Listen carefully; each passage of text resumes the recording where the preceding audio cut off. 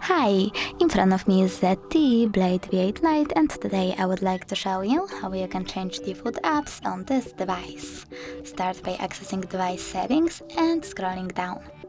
Now click on default apps, and if you want to, for example, change your browser app, you need to select browser over here and tap on one of the available ones.